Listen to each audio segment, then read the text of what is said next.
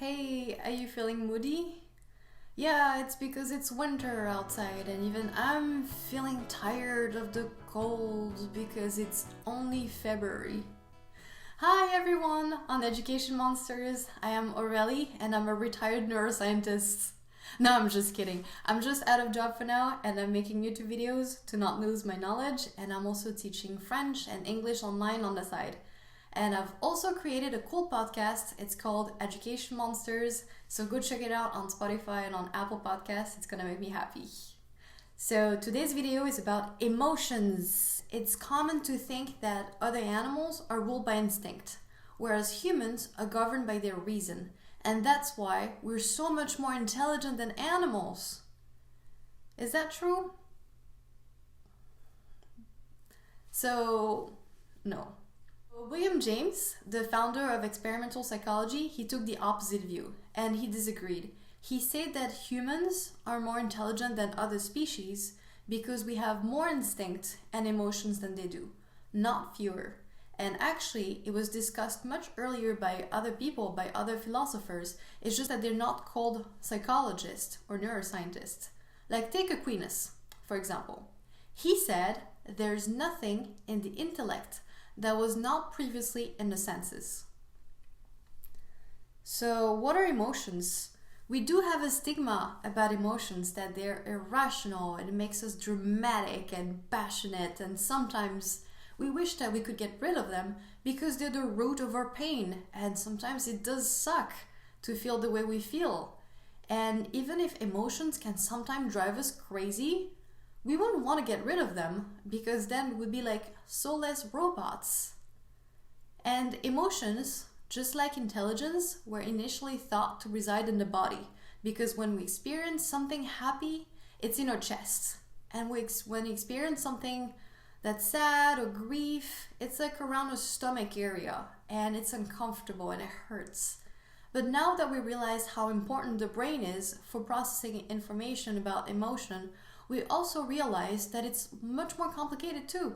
So it actually involves like several responses, like physiological, cognitive, and it's usually followed by conscious or subconscious behavior. And emotions are important because they drive us, they motivate us every single day to perform and act, and it eventually leads us to make us become who we are. So for example, if I feel upset, my behavioral response is to get a tub of chocolate ice cream. And over time, every time I feel upset, it's me building a love relationship with that chocolate ice cream. And it makes me who I am. Me and that ice cream, we became a thing. And those little behavioral responses to our emotions do make us who we are. So the question is this: which one comes first? Is it the physical or is it the emotional reaction? So does a dog wag its tail because it's happy, or does wagging the tail make the dog happy? And the theory that gives the easiest answer is the cannonball theory, because we react to a stimulus and react physically to it in parallel and simultaneously. There are other important theories out there, like James Lang theory that says that you experience physiological responses to an emotion from you, and William James, who said that you experience physiological response to an external stimulus coming from the environment. And the Schachter-Singer theory, it says that you experience things in order. So first you experience it physically, then you experience it cognitively. So emotions affect the body. Now we're going to learn how. So we know that emotions can affect two main organs in the body. First is the heart, second is the liver. So we know that heart disease is caused by chronic stress, and it's the #1 killer in America. It's pretty concerning that we have to deal with so much stress, and it's affecting the way our heart beats. Like, it's not good and healthy to overwork the heart all the time. And concerning the liver is an organ who's responsible for cleaning up the waste and especially the cholesterol and the fat. And so if you're so stressed out, the cholesterol and the fat does not evacuate properly, so it stays in your body and eventually comes up to the heart, which makes it clot. So not good, not good. You better take care of your health and of your emotions. So emotions, they're regulated by the thalamus and the amygdala.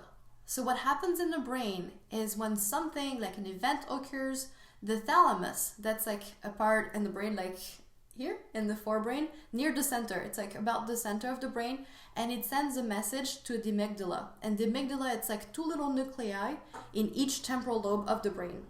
And it's an important area that processes emotional response, decision making, memory in the limbic system. And the medial amygdala, this one sends another message to the autonomic nervous system. So that's the part that's in charge of a physical reaction in this case. So now you're gonna ask, what's the autonomic nervous system? So now let's take a step back and see how is the nervous system organized. So we can split everything into two. Okay, so the nervous system is made out of the central nervous system and the peripheral nervous system. The central nervous system is the brain and the spinal cord, whereas the peripheral nervous system, that's made out of the autonomic and somatic nervous system. The autonomic nervous system is divided into the sympathetic and parasympathetic nervous system. And in order to function properly, we need the sympathetic and parasympathetic nervous system to work together. So the sympathetic nervous system is responsible for the fight or flight response. It's in charge of the heart rate, the breathing, it controls the size of your pupil, and it inhibits your salivation and the activity of your intestine, because obviously you don't need to be digesting when you're fighting or flighting. Flighting. Yeah, it's a word.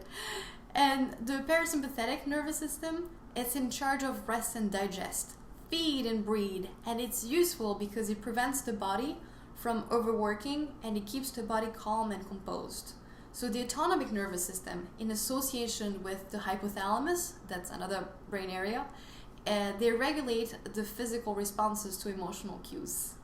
So going back to our emotions, the limbic system, which is where the amygdala is, it makes classifications of our emotional experiences. So we learn whether those experiences are pleasant or unpleasant. And that's how we learn to welcome a stimulus or to avoid it.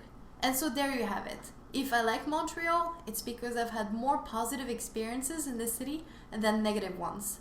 But for someone else, they might come to Montreal in the winter, they might freeze a little, they might feel lonely, and their autonomic nervous system have experienced the stress, the high blood pressure, the like, what am I doing? It's so cold here.